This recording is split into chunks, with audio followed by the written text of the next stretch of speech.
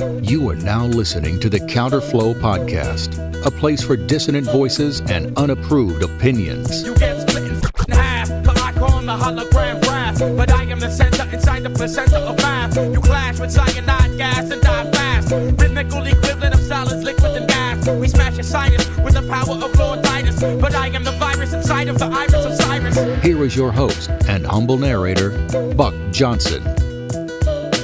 What's up, you guys? Welcome back once again to the Counterflow Podcast. As always, I am your host and humble narrator, Buck Johnson, coming to you out of Lockhart, Texas, as always. Today, friend of the show, Charles Haywood, is back. And I seem to get into these grooves, I guess you could say, where there's several shows in a row with a similar theme, even though it's not exact.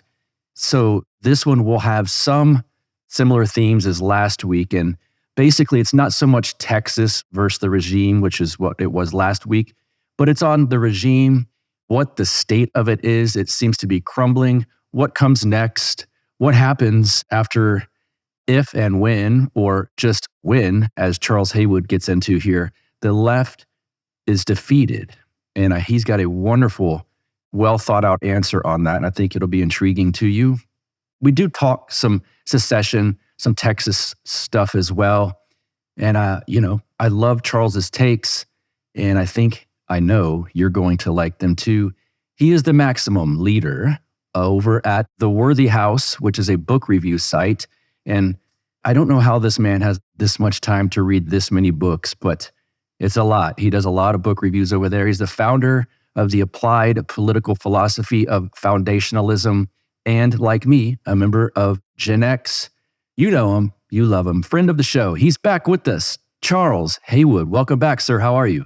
I am pleased to be here. Pleased to be here again. I know yes. Number two, number three. I think it's three. I think it's three. Yeah.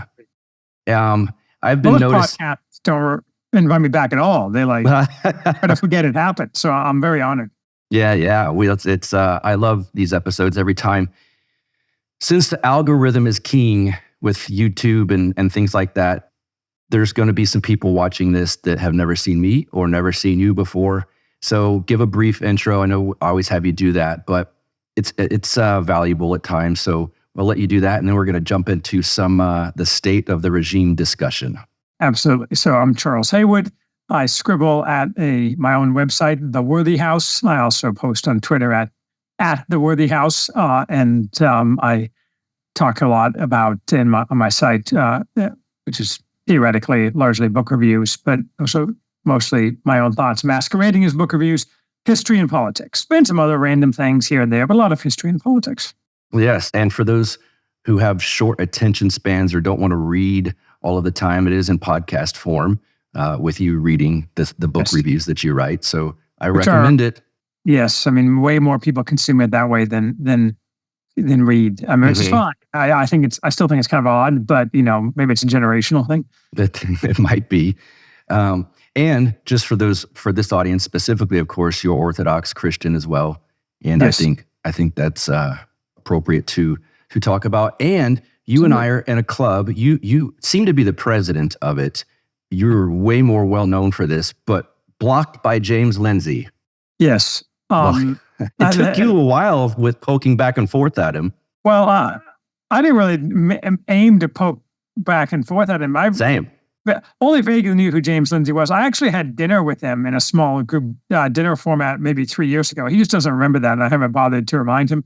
But we have friends in common, though I think those friends in common are probably no longer really friends of his because he's done a lot of burning of bridges. So, it's funny. I was saying the other day to somebody that I look at James Lindsay's Twitter feed, and I'm like, well, I agree with most of the stuff he says, but he appears to be incapable of both mature discussion and discussion with people on the right who disagree with him on either tactics or philosophy. And not just does he disagree with them, but he responds to this bizarrely immature way. So I don't know if he has a screw loose or if that's he's trying to get clicks from his. I mean, he theoretically has a large fan base. I have a 20th of the followers or something like he does on Twitter, but I get a lot more engagement. So I suspect most of his fan base is kind of low IQ boomers who enjoy seeing your mom as a response.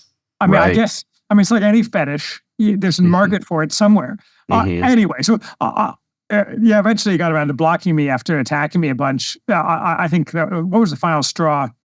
I said something not really insulting, but let's just say a lot of my repartee with him. I think an objective observer would say that I was the clever one, and he was the straight man. I think he probably got tired of that.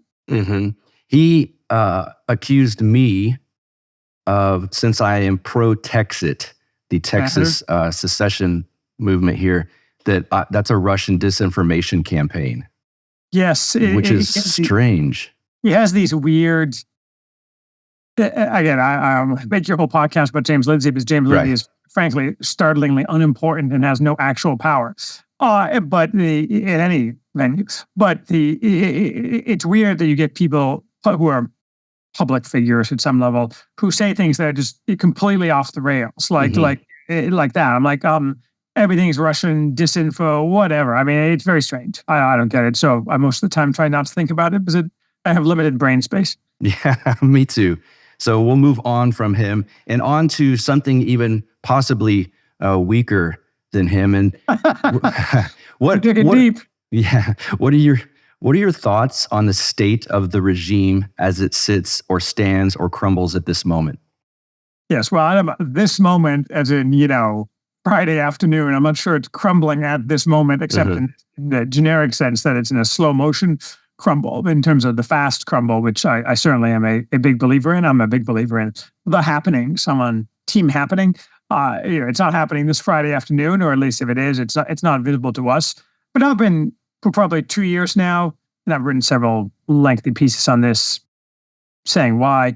I'm a big believer in that the regime is extremely fragile, and that the regime is therefore on a kind of world historical basis on its last legs. What exactly the denouement will be is impossible to predict, though one can kind of get a sense of it lately from a variety of things, for example, such as the military recruitment crisis and the migrant invasion and various other things.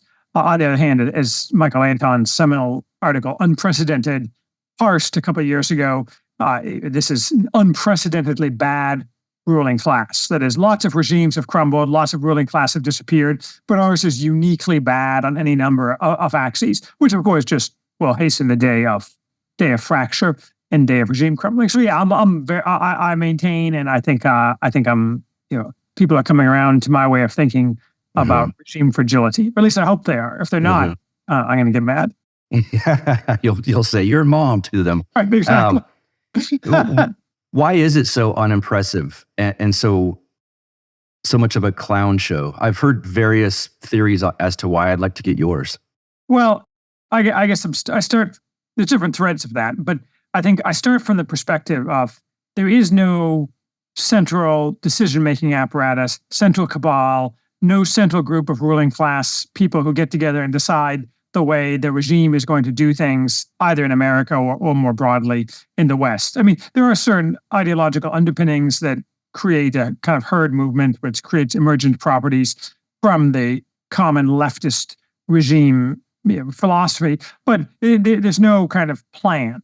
So I reject kind of from the get-go any explanation that says, well, they have a plan, but their plan isn't working, kind of thing. This is all just flailing at this point. Obviously, there are occasional smart people, but even like the smart people who are directly associated with the regime, say John Podesta, who's been in the news lately. I mean, that guy's a gross pervert, and and a bad person who, in any normal society, if his society would have, had some talking to him. But instead, he's still in the regime. But it's not like he's a smart guy, but he's not actually doing anything except trying to get his while the getting's good. There's no like big plan that John Podesta's putting forth.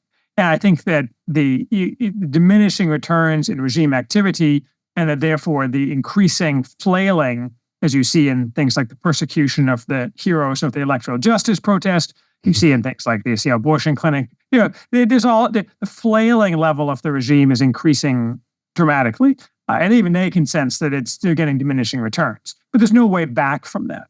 Unless someone invents something that changes society overnight, like free energy or anti-gravity or something like that. We're just on the downhill slope for the regime, and we're just waiting to see what happens. I want to get your thoughts on what's going on here in my state of Texas with our Governor Abbott pushing back against this regime, basically. In my opinion, the no reaction from the regime shows a bit of weakness. I might be wrong on that, but I was delightfully shocked that Abbott showed a spine for the first time since in a long time, really. I mean, it was during, I'm sitting on a strike, so I got to watch some of my words, but during 2020. Sorry. No, you're good. You're good. No, you're fine. It's always the subject of the medical interventions that gets me and saying the COOF word.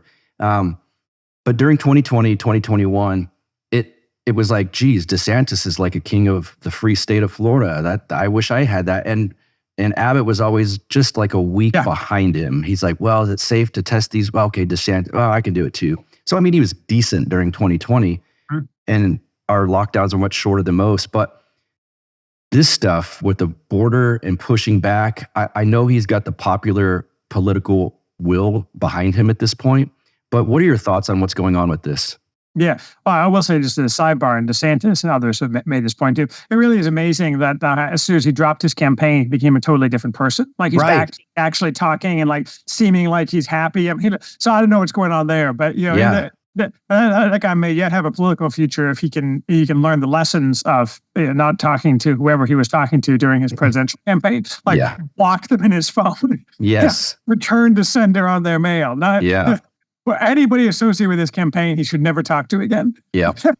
But aside from DeSantis, who I've always admired for the same reasons that you outlined, I used to be a lawyer and I clerked for a federal court of appeals judge on the Seventh Circuit. So I have a fair understanding of both the procedural stature of these things as well as the constitutional law implications behind this. I think many of which are kind of getting missed in it. So you're definitely right that Abbott is, as a political matter, being more stand-up.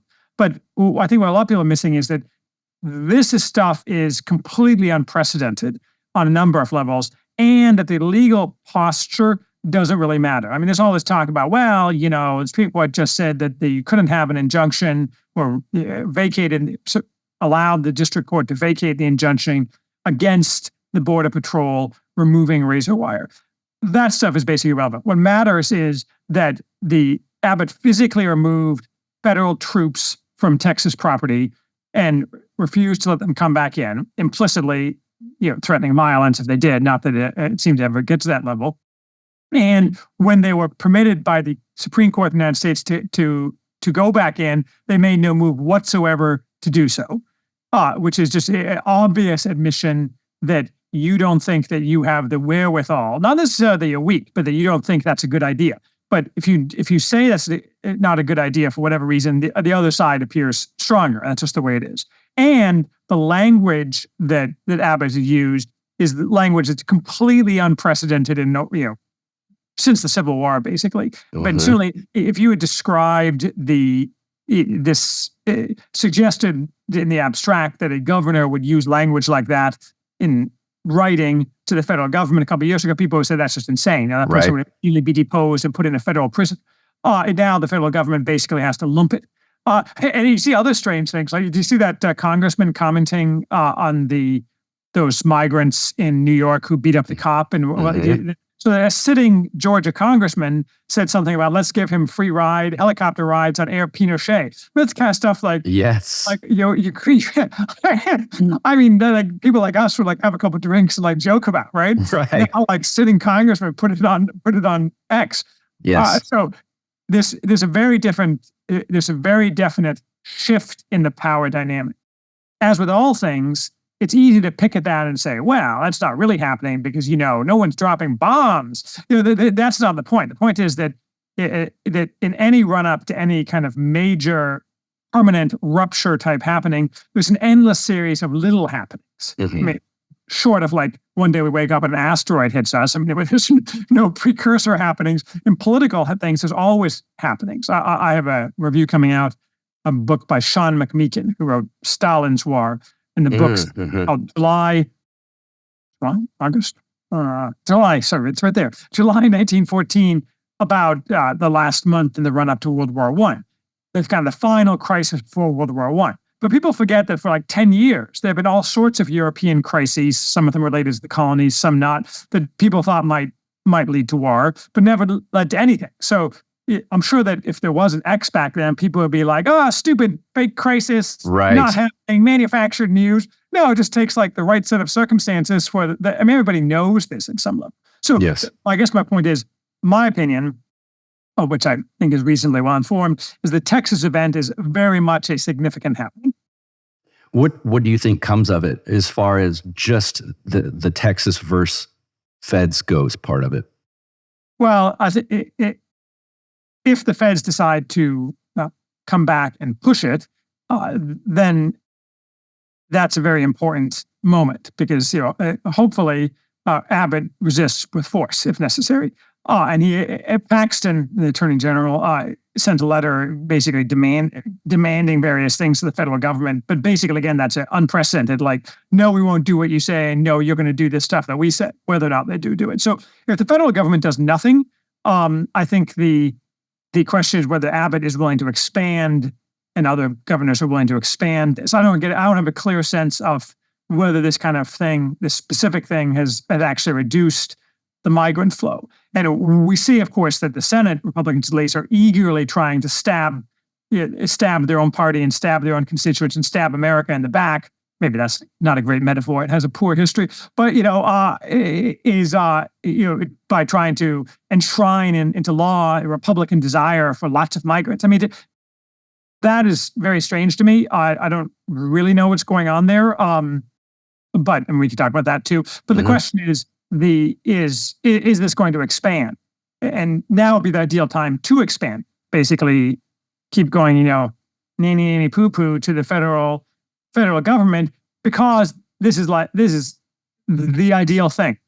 Most of America would think that would be great. All the optics are terrible, which of course is why people like McConnell are eager to help their real masters, the Democratic Party and the left, out. But from a governor perspective, and it's an election year, it's just ideal.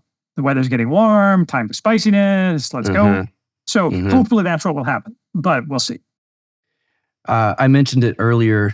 How much of the Texit discussion gets up to your neck of the woods, or do you see? That's a great question. So I see it because I follow the X and so on. I get most of my news off X. But the fact is that normies, for lack of a better term, but even reasonably well-informed normies here see almost nothing and are most dimly aware of it, even kind of right-aligned people, the more than you would think. So that's actually hit or miss. There's people who, but this is something, and I think it's Scott Adams who's always saying, or one of those people, that the great power of the media is to not report on something. That's kind of what the narrative has been reduced to, because when they do report extensively on something, people then go look for what the truth is. And those much easier to get that than it used to be, even with the YouTube censorship and so on. But when you don't report on anything at all, then most people, unless they're consuming alternative media, don't hear about it at all. It's like my mom, right? My mom still reads the Drudge Report, for heaven's sake. She's like 85. And I keep pointing out to her, the Drudge Report has been turned and is now just a tool of propaganda designed at people who are precisely like you. But she won't switch off the Drudge Report, in part because she's not going to get on X, because it requires a certain kind of mindset to filter through the news there. And the Drudge Report doesn't report on it. So it doesn't exist for people like my mother, even though my mother is somewhere to the right of me. Wow. So, I mean, it's just the answer is that I think it's getting out, but not as much as might be desired. Do you think that's a possible solution, possible happening of Texas leap, or any state for that matter? Do you think secession or a breakup is coming in our lifetime? Oh, well, it's certainly in our lifetime, unless something unfortunate happens to us with respect to us in the relatively near future. Secession, secession is deliberately chosen by our enemies, and I think poorly chosen by us as a term simply because of the historical freight of it. But the reality is that there's no chance whatsoever that the federal government in its current form is going to exist not no chance, but almost no chance past 2030 or so. And you can imagine that as the exact same configuration, but much looser. I mean, this is a traditional imperial decline thing, where Aaron McIntyre is always pointing this out, where the provinces basically edge more and more towards self-rule. The central government either can't or doesn't care to do anything about it. And eventually, what's de facto may become de jure, or maybe not. I mean, you can imagine more spectacular breakups, but you'd have to have some external shock crisis for that to happen. On the other hand, I'm about to do a review for this book about the last days of the Weimar Republic, when unemployment was 30%, and this society was still holding together. I can assure you that if unemployment was 30% here, and unemployment meant that you couldn't just get free money indefinitely, the Germans were a high trust society with a bunch of problems. We're a low trust society with a bunch of problems. So it's not going to take 30% unemployment for the country just to literally fly apart at the seams. This term has been getting out there a lot more. It's probably been around longer than I realized, but competency crisis. And I started not just noticing the term, but noticing the reality of it kind of during or after 2020, 2021, when you would just be at a restaurant or a bar or at just places, and it's like, what's happened? This is awful service, or things just aren't like they used to be. And then, of course, you can just watch a presidential this speech from the current person, and it's very obvious. Talk about the competency crisis and maybe how this has happened and what it's leading to. Yeah, I mean, it's a fascinating topic, and you're right. It's kind of gotten more notice lately. I remember in 2020, maybe 2021, with my children, I was at Taco Bell or something, and we were eating outside, but everything was derelict, right? And so it was clear that it wasn't that they couldn't serve tacos anymore, though they can't serve tacos anymore. And it was Taco Bell, so take that for what it's worth. But I looked around the children, I'm like, the flavor here, the derelictness, the attitude and so on, is very kind of late stage society. There's a little bit of a COVID element there too, perhaps, but I'm like, this is not the way it should be. I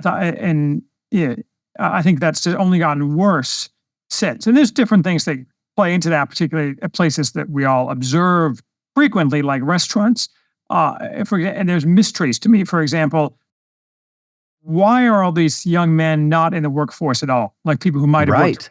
Yes. What are they doing? Yes. What are they living off of? Right. I have no idea. But it's it's like the question of where are the migrants coming from and what are they doing here? Those questions that the media doesn't answer, and alternative media doesn't have the money really to explore. And both the money and the base of viewers or consumers who would make that investment worthwhile on a financial basis. So I don't know why it is, for example, that it's hard to get labor at restaurants and hard to get that labor to be competent. I think there's obviously some things that are related to DEI kind of stuff, exaltation of the people who are incapable, but it's much wider scale than that. And the only thing I can think of is that while it does have various threads, it goes back to the late stage empire thing. Fundamentally, when you're a low trust society where people don't see a future for themselves and their children, your natural human nature reaction is, well, I'm going to get me mine while I can. And for a lot of people, if you're not married and you don't have kids, well, that means, like the old Timothy Leary thing, tune in, drop out, whatever. Yeah. Right. So you play computer games, you watch porn, you smoke weed, and that necessarily evinces as a competency crisis because nobody cares. So they may or may not be incompetent, but they certainly appear in their manifestations to other people as incompetent. And then, but you have other threads too. For example, a white person isn't allowed to defend himself in public anymore against people who are not white, particularly with any level of violence, particularly in certain areas. I mean, where I live or where you live, probably yes. But that's why there's less violence here because we're a higher trust society. But in any kind of big city, obviously, as a man, you're not allowed to act like a man, as a white man. And so that also manifests or as an appears as a competency crisis, but it's not really a competency crisis. It's a mandated change in behavior and emasculation of competency. So I mean, my general opinion about America, like the lands that are currently known as America, is actually very optimistic, because I don't think that people have lost their Native American abilities and competency and so on. I just think these things are largely hidden. And of course, another threat is that not just in DEI, but just generally speaking, the regime exalts people who are incompetent. That is, that raises them to positions beyond their capability. I mean, yeah, a lot of that is race. I mean, you look like the president's press secretary or something, but a lot of it isn't. It's like the that vice president. Yeah. Well, yeah, all those people, but it's like that James O'Keefe videotape that came out where he's just about to ask you about that. Right. I mean, that guy's obviously not capable. The guy is, I mean, he's just not. But he's in this position where he's told he's excellent. You know, he feels secure. He goes to parties where people tell him how he's doing such great things for the world. So, and what they mean by that is that he's an apparatchik for the regime. This is all you can. The historical analogies to things like late stage communism are very evident. You had the same kind of feel in the air. It's hard to explain, but I spent some time in the 80s in Hungary, and you have this feel that excuse me, the competency crisis is there. The people are capable, but no one's doing it. It's like the old Soviet Union joke. They pretend to pay us and we pretend to work. Right. And here they actually are paying. They're printing fake money, fake economy, and they are paying all these people who are incompetent. But this kind of thing can't go on forever. Yeah. That James O'Keefe video was, it almost appeared like a Saturday Night Live skit. I couldn't believe that it's clearly James O'Keefe with like dyed hair and glasses on. Not that everyone would know exactly what he looks like and who he is. Maybe that's our circles that do. But the very effeminate man that he's talking with, that I'm not sure if they thought maybe this could be a date or something. It was very cringe. I think that's what almost all these videos are. I don't really, the gay dating scene is not something that I can really speak to at any level of authority. So I don't know how these things work. But I think these people are stupid, very stupid. But it's self-confidence, or rather arrogance. Like, if I was the in the 1930s Soviet secret police, and I was in charge of dealing with regime enemies, and I had already gotten rid of James O'Keefe through the obvious methods, but like James O'Keefe was a threat. Like, I would make sure that everybody who worked for me knew what he looked like in order to avoid me being embarrassed. Right? This is just like basic, but they can't be bothered because they think that James O'Keefe is beneath, and to even figure out what he looks like would be admitting that he has some level of importance. To discuss him would imply that somehow you think that he's important. I mean, everybody knows that all that matters is if you're inside the circle of trust in the regime, this person is irrelevant. We control the media, we control the government. So it's no wonder they make no effort, because combination of stupidity, arrogance, and the need not to admit that there's a problem kind of leads to these. I mean, O'Keefe has clearly figured this out. So, yeah, I mean, it's good. It's good. There's a silver lining that they're so stupid, as you put it, because it gets this stuff out there for regular people to see. Though again, I mean, how many regular people are seeing? I mean, you wonder. This is a real problem on the right that is a relatively small group, and it gets bigger, and a lot bigger than it was even a couple of years ago, and it could get very big. And you see hopeful signs, like Elon Musk is definitely getting that flavor, shall we say. Yes. But, so I'm very optimistic about it. But you also should be, what was it? Clint Eastwood, a man's got to know his limitations. I think I know the answer to this, but just for the audience, do you believe in the circulation of the elites theory? Well, there's different versions of that. I mean, I don't believe that in order to replace the existing elite, a new elite has to form first. Okay. That is just like objectively historically false. Okay. And the best example is is the fall of Eastern European communism in 1989. That if the kind of story that a lot of Americans tell themselves is that there were these dissidents and they worked really hard, and eventually, they took back. No, that all the dissidents in Eastern Europe, of which there were extremely few, there are also, by the way, far more political prisoners in America today than there were in late stage communism, including in the Soviet Union. But that's a different sidebar that it's been on my mind. So the dissidents, except in Poland, where the dissident groups because they were trade union related rather than strictly intellectual related, did actually have played a big role in the ultimate crumbling of the regime and the establishment of the next round of elites. But that was completely untrue in the rest of the country. I'll give you actually a personal example.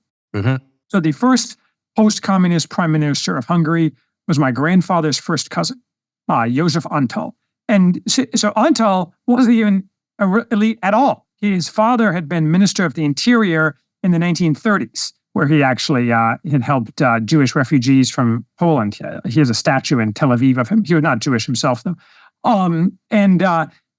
But his son spent his entire life as a history professor or a museum curator or something like that. No element of the elites whatsoever, nor did he have any elite element because his father had been in the government. It wasn't like he was an elite in waiting. He was just some guy. And so when the fall of communism came, he became an elite guy. And now, no doubt, there's a new set of elites in Hungary, but that set of elites didn't form and then overthrew the government. It formed after the government crumbled. And while it is true that there are, on a historical basis, especially in non-political ends of regimes, competing elites where one pushes the other out without much of a change in the overall system. Systems like modern ideological systems, which is a relatively recent thing, historically speaking, inevitably the new elite only forms after the end of the old elite. So this idea that we're screwed because there's no right-wing elite that's visible is just false. I mean, it would be helpful to have elites like Elon Musk, get on board. But the circulation of elites, if what you mean by that is we need to have an elites first before we can hope for a regime change, is just overtly false. What's going on with Elon Musk? I know you've tweeted and thought and talked a lot about him over the years. If you could look back at the Charles Haywood of a couple of years ago and stuff you were saying about him, have you been correct on your predictions and thoughts about what he's doing and what's going on with him now, do you think? Well, when I'm wrong about predictions, I try not to talk about it. But no. I've been generally correct. So when I first started talking about Musk, and I didn't pay any attention at all to Musk until probably like 5 years ago. I mean, I'm probably dimly aware of him and what have you. But my original prediction and point, which I discussed Musk in probably 5 years ago, was that driverless cars will never happen. And I've been right about that. And so I was like, well, Musk exists in this strange twilight between genius and con man. And that was before, I mean, he was obviously doing SpaceX at that time, but that was less kind of prominent in the public mind. So he was mostly at that point associated with driverless cars, not electric cars, though he was doing that, but this constant push for autonomous cars. And I don't believe that we're ever going to see autonomous cars for a variety of reasons. And some of my tech optimist friends, and I'm a tech optimist generally, I just don't think this is going to happen. The tech optimist friends are like, oh, Haywood, you're so wrong. Well, so far I've been right. And Musk was promised us all that 5 years ago our cars would make money for us during the day, driving people around like a taxi while we worked. And that didn't happen. That said, I think that Musk has, my more recent predictions about Musk are that, the regime will, either Musk has to destroy the regime or the regime will destroy him. And that a corollary to that, though I don't necessarily state this as much, is that it is necessarily the case that he's going to realize that and do something about it. Because Musk, in his kind of Asperger's-y way, he wants to get to Mars. He's the richest man in the world. He wants to get to Mars. It is a simple binary logical progression. I want to get to Mars. these people are going to prevent me from getting to Mars. Therefore, these people have to go, along with their power structures. And that's just all there is to it. Musk is perfectly capable of seeing, because any fool can see it, that he has no chance whatsoever in his lifetime of achieving his goal unless the entire structure of the regime is defenestrated. Primarily, that means the competency crisis, which primarily, unfortunately, is in this context, is a kind of grift in the sense that like someone like Musk can't be allowed to succeed because he's not paying off the right people adequately. But more importantly, if Musk succeeds, he shows that everything that the regime tells us about how we have to give positions of power and influence and jobs to these totally unqualified people, rather than basically building a company around white men, is white and some Asian men. If you can show that you can build by far the most successful company in the world around white men, which is the core of it, that's fatal to the regime. They can't allow him to do that. But he knows he can't get his goals unless he's allowed to do that. And my only truly viral Twitter thread with like 20 million views or something was my analysis early on of Twitter, how from the last public filings of Twitter, how just by firing the 75% or so of Twitter's employees that he fired, Musk turned Twitter overnight into a company with the profit margins of Apple or Google, and which has been confirmed over time, though he does have the revenue is down, obviously, because he's a political target. But all other things being equal, that's all you need to do. It's fatal for the regime if everybody realizes you could do that to literally, that and more, to literally every large company. I mean, every large tech company or something that doesn't produce actual things. And I suspect it's also true even for those, like car companies. I'd have to look at the relative weights of like managers to line workers. Yes. I suspect it's broadly true, and certainly true in like education, that there is not a single company with more than 100 workers that could not have 75% of its workforce that does not actually touch the product fired. Probably 90%. Mm-hmm.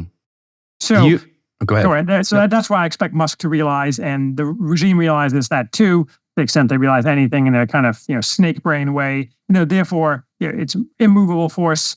It's very movable object. Movable object being the regime. Musk wins. I'll put my money there if there was a betting market in it.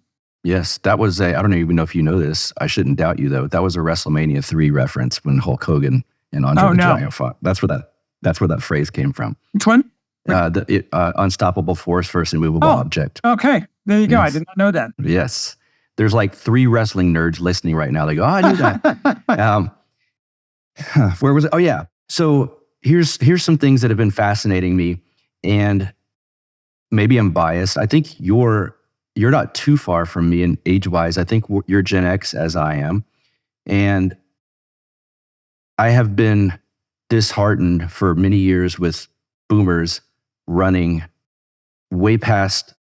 things way longer than is a natural fit. Sure. I mean, I think part of the clown show that we're seeing is because these people are so out of it and old that it's absurd.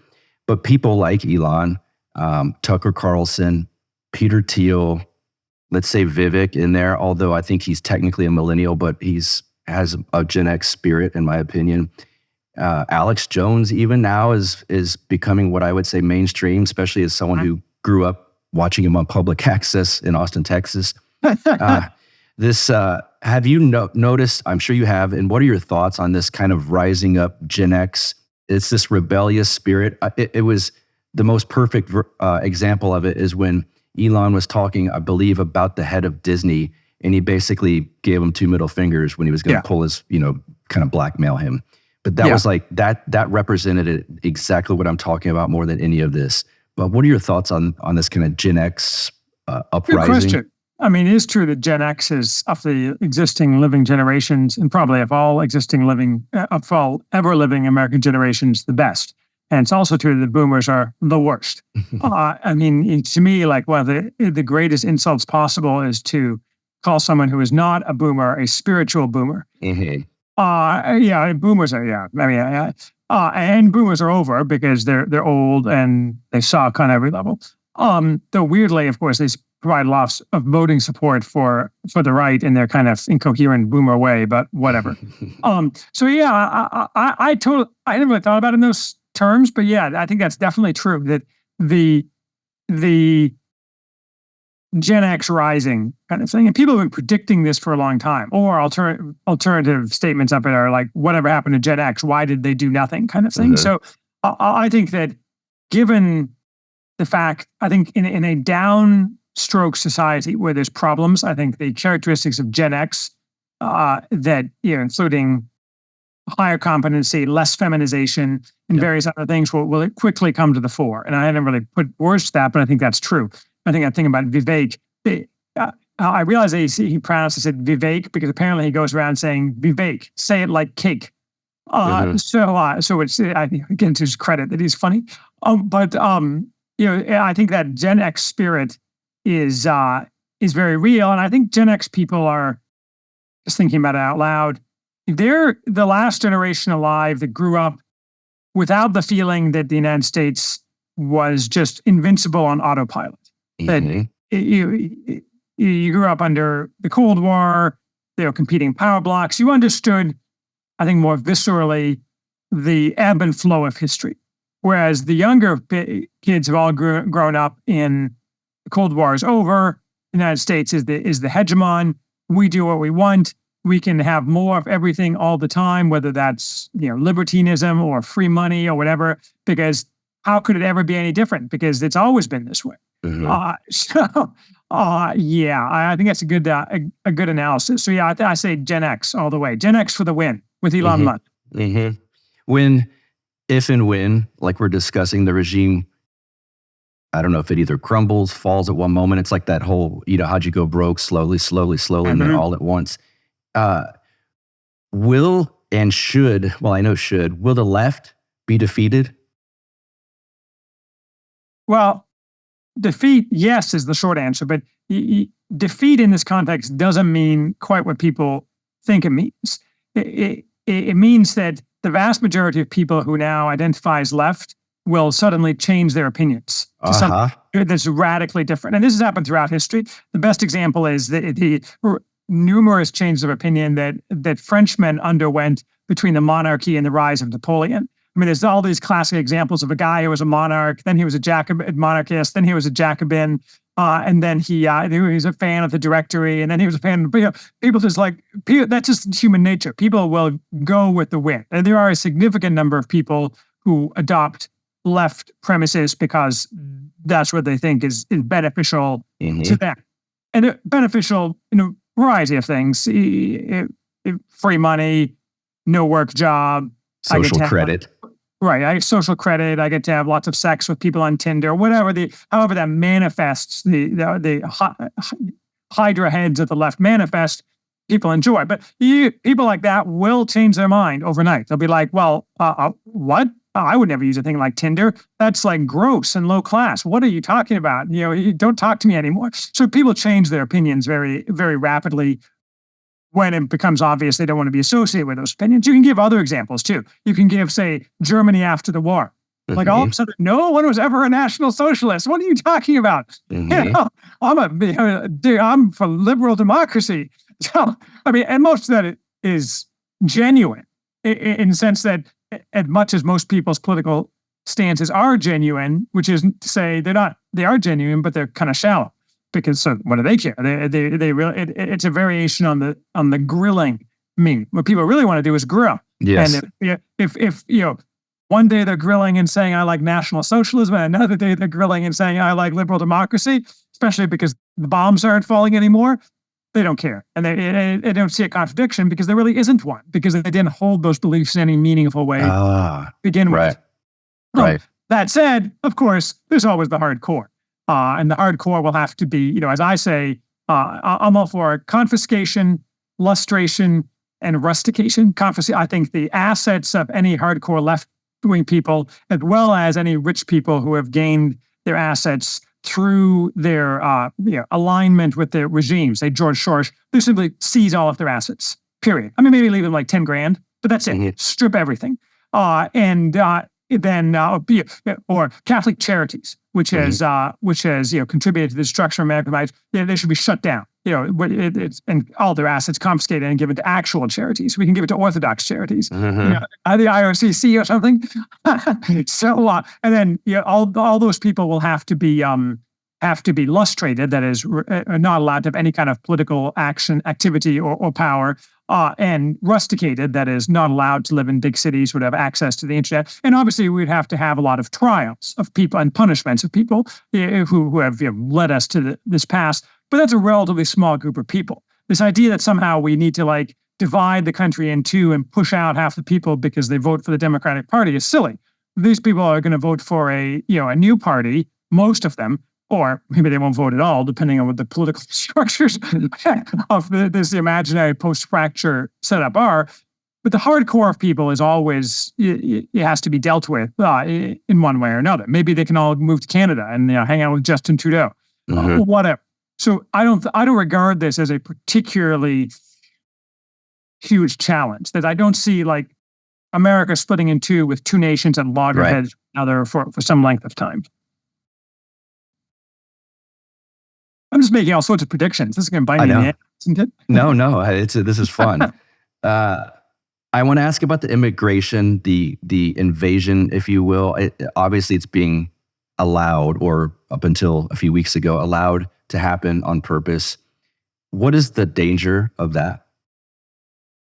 Well, there's a couple dangers. I mean, some of them are obvious. That is, it contributes to the level of insecurity and crime because these people are, as Trump liked to say, they're not sending their best. So the criminal thing, I kind of discount the terrorism thing, like Hezbollah is entering across the southern border. If Hezbollah wanted to blow stuff up in America, I'm sure they don't have to walk across the southern border to manage that. I think that's kind of silly. And it kind of smacks of the hysteria around after 9/11. So I don't think terrorism is the problem. I think street crime is the problem, rape and so on and so forth. So, I mean, a lot of these people come from cultures where rape of women is acceptable. So, I mean, you get a huge increase in crime.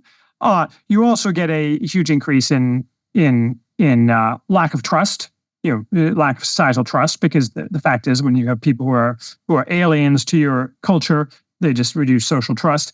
They also are a huge burden, obviously, in terms of, to the extent that we have charity for people, like going to the emergency room, they prevent actual Americans from access to those services, because both by physically being there and by spending, costing money, basically. And of course, the most removed but most important philosophically is, America is a culture, and it's a culture that's changed over time, but it's a defined culture. These people are completely alien to that culture and have no intention, make no effort of bowing to that culture, of integrating themselves into that culture. In fact, quite the contrary.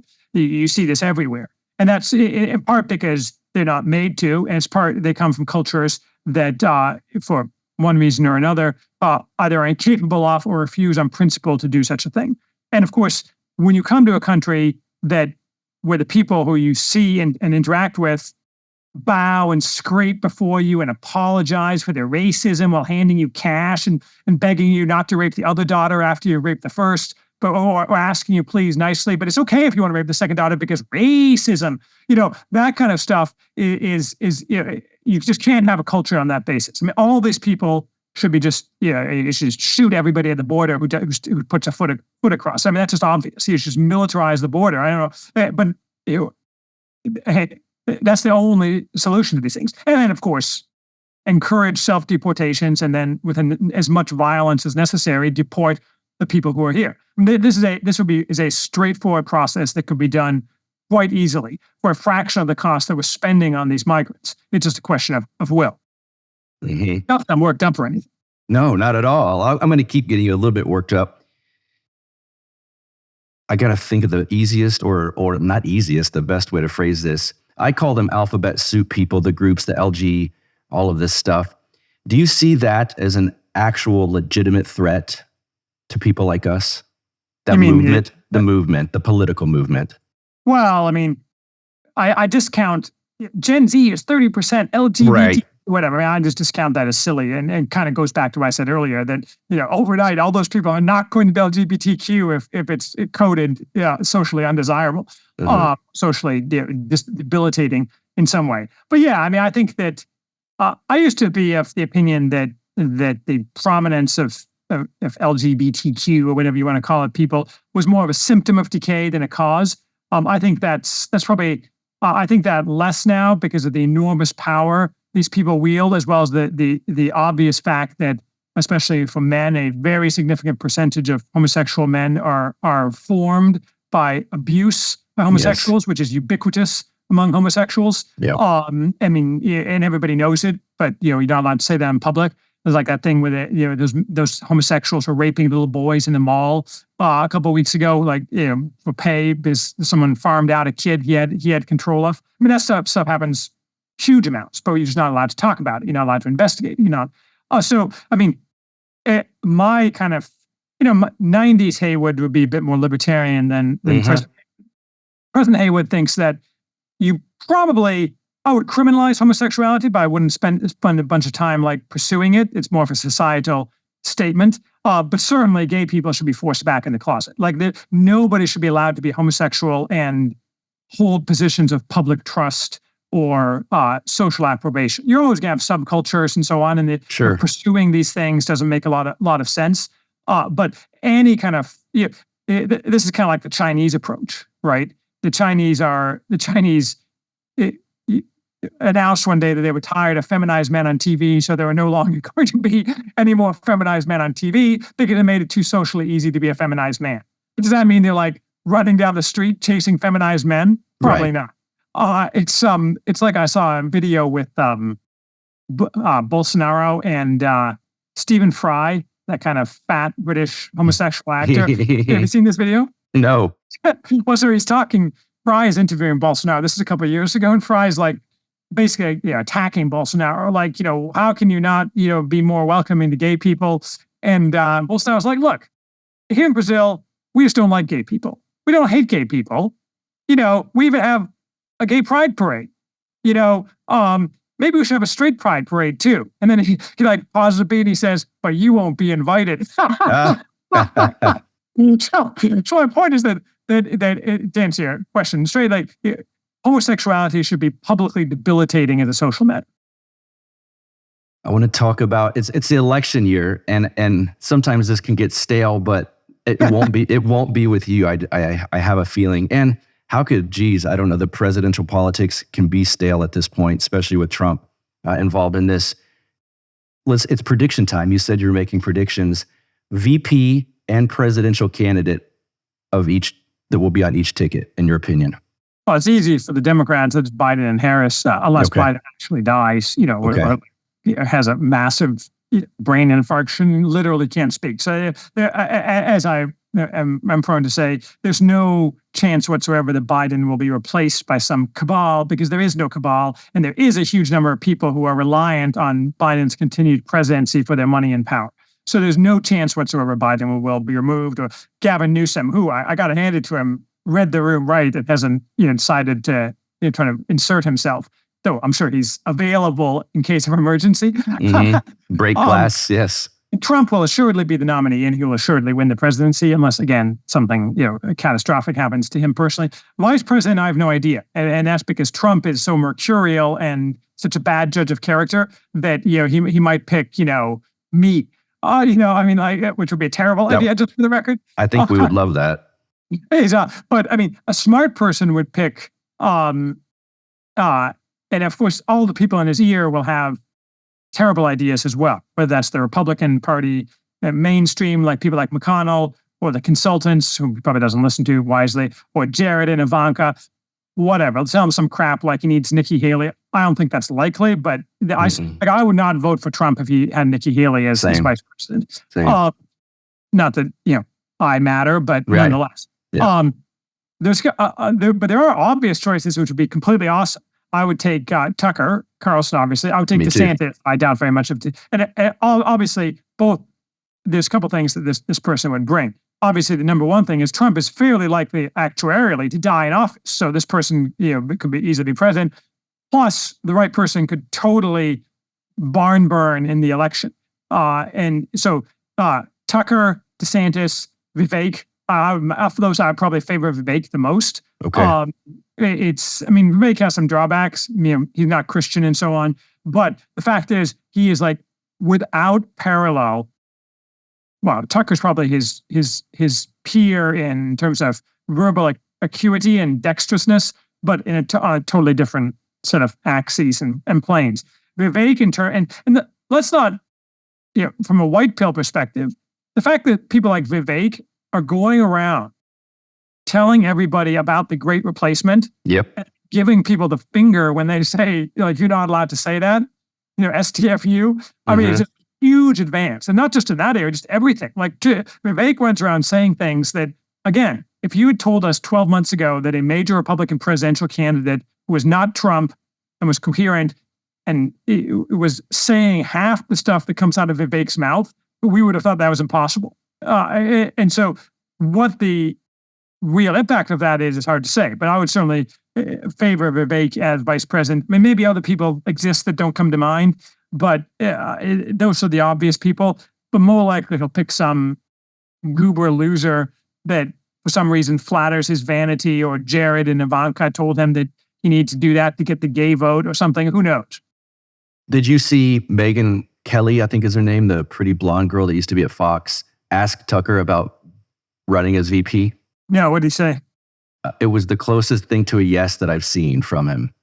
And that's when I was like, oh, wait a second. Because I watch him often, so I kind of know his mannerisms and how he speaks. And I thought, he's not saying no. And it's Tucker Carlson. If the answer is no, he's going to say no. And he left it open, being very humble. Oh, who would want me? And that kind of thing.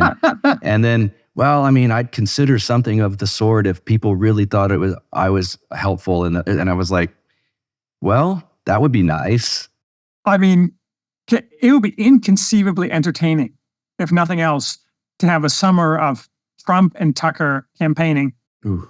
And the media would obviously try not to cover any of it, but that's impossible to just not cover at all. Because people, like if MSNBC doesn't cover it, like they didn't cover some, was it Trump speech that day or whatever, they don't cover a lot of this stuff deliberately. People will just go to some other place that covers it because they're interested enough. I mean, except for the people who don't matter. That is people who only watch MSNBC. And those people, as I say, will either be re-educated or will change their minds on their own initiative. Yes. Do you think cable news, generally speaking, is dying out and will be gone at some point here? The 24-hour news channels. I watch no cable news, and I watch almost no video, even except for like metalworking videos. So like I rarely, for some reason, I'm congenitally disinclined to watch video. So I don't really know. I think the answer is yes, particularly if Musk can get X to be a platform for wider distribution of cable news type content. Obviously, he wants to do other things like turn it into a payment processor and so on, which I strongly support. And I understand that there's our counter arguments against that as a single note of failure and so on. But at some point, you got to put your chips on somebody, right? Putting your chips on someone to be named later is not a sound political strategy. So I think that could be nearly fatal to something like to cable news. That said, there's a lot of people, a lot of inertia. Like there's people like my mother-in-law who still gets her news from shitlib 6 o'clock news. And so therefore, she doesn't know about anything. She has completely anodyne, underinformed views. I can say this, but I can't guarantee you she won't watch this. The anodyne, uninformed views on every topic under the sun, which change instantly whenever the regime tells her to change her mind. Yes. And she doesn't like to talk to me about it because not that we argue, we don't have arguments within the family. We've been very, very blessed that way. But she knows that basically I'm a professional killer, so she prefers to live in this bubble of regime news. And that's true even for friends of mine, like who are relatively speaking right of center. I was talking to two law school friends of mine the other day, and they got kind of hot under the collar when I pointed out the truth about the electoral justice protest, and they're like they're not 100% down with the narrative. And they're lawyers, so they have a they don't like mobs or whatever. But and I didn't spend much time arguing about it because they got kind of upset. They're like, these are people who are right of center, which is weird for big firm lawyers, and they're like saying, well, that's just totally wrong, Charles. You should get out and read some real news about it. I'm like, what do you say to that? I mean, I could spend half an hour laying it all out, but what was the point? Plus, we'd all been drinking, so that's always a bad time just to go too far down the argumentation route. It is. Yes. And again, I've over the years, it's hit me like when someone disagrees on what I would call a litmus test issue like that, and they take the complete narrative, it's like, okay, I'm not going to win the argument. Right. They'll either figure it out on their own or they won't, and it'll either become less important or it'll not become less important. I mean, something else likely superseded, thereby making it, and hopefully something that will cause their opinions to start to cohere with reality. Trying to force that into reality into their worldview now is usually a waste of time. Yes, and sometimes can fracture unnecessarily, your friendship. Right. Within these circles, I think a lot of us bounce back and forth in just this edge of optimism, pessimism. Is it long-term? Is it short-term? Is it going to get bad real quick? Where are you on that as far as optimism goes? Well, I am highly optimistic, but you have to define what you're optimistic about. Right. I'm not optimistic that there's some Pollyanna solution where someday we all wake up and the unbelievably huge problems that have destroyed America have all disappeared. And now it's a big rock candy mountain where we're a high trust society, and it's all just crazy talking. To say these things is to refute them, and so I'm optimistic that something can be remade, reforged out of America as it exists today after a good amount of trouble. So what that trouble will consist of, when that trouble is coming, I can't tell you, but the short answer is the trouble is coming soon, and the trouble is going to be bad. And soon we are not going to continue on this current kind of muddling through for much longer, because the chickens come home to roost eventually. And you can argue, well, technology makes it different and so on, but but if your premise is that everything, including the regime, is fragile doesn't mean weak. It means susceptible to shock. And shocks, and this kind of shock are by definition difficult to predict. But when it arrives, everything starts to go downhill and eventually reaches the bottom and resets. That process is historically very dangerous and unpleasant for everyone involved. It's like the old joke that everyone, I used to tell this joke about people, communists mostly, who pressed for revolution, but it's more generally applicable. Everyone thinks when the revolution comes, he'll stand in place while the rest of the world changes around him. Yeah, that's not the way it works. So that's a problem, but I don't got a solution for it. So the answer is to be prepared as best as possible for all future contingencies. Mm-hmm. Well put. I think that's somewhat of a happy note to end on. We discussed it at the top of the show. Plug away again the website, Twitter presence, podcast. Yep. So I'm Charles Haywood. I approve this message. My website is theworthyhouse.com, and I'm at The Worthy House on Twitter. And so you can subscribe for email notifications, but I don't want your money. Go check it out. No one's going to ask you to subscribe to see the locked posts or anything. It's just a website with my stuff. And there's a lot of stuff, though. I think last count I had 3 million words I've written over the past 8 years. I put it on Twitter. I calculated it, something like 3 million words. So, it's a lot of words. Yes, it is. Yes. Charles Haywood, thanks so much for being here again on Counterflow. My pleasure. Thank you. All right. I hope you guys enjoyed the discussion with the great Charles Haywood. For this show, counterflowpodcast.com. Follow me on Twitter at BuckRebel, BuckRebel. Have fun with this in the Telegram group. Just go to the Telegram app and search for Counterflow with Buck Johnson. You will find it. And of course, the YouTube page. The kids like to say, smash that subscribe button or the likes and all of these things. Well, these shows premiere every Tuesday evening around 7 p.m. Central Time. Sometimes it deviates, but the best way to know what time exactly these shows premiere is to subscribe to the YouTube page. Of course, I'm also on Rumble and Odyssey. So until next week, you guys, have a good one. You get split in half, but I call the hologram brass. But I am the center inside the placenta of math. You clash with cyanide gas and die fast. Rhythmical equivalent of solids, liquid, and gas. We smash your sinus with the power of Lord Titus. But I am the virus inside of the iris of Cyrus. Like the sound of the Counterflow podcast? Our audio production is provided by Podsworth Media. Check them out at podsworth.com.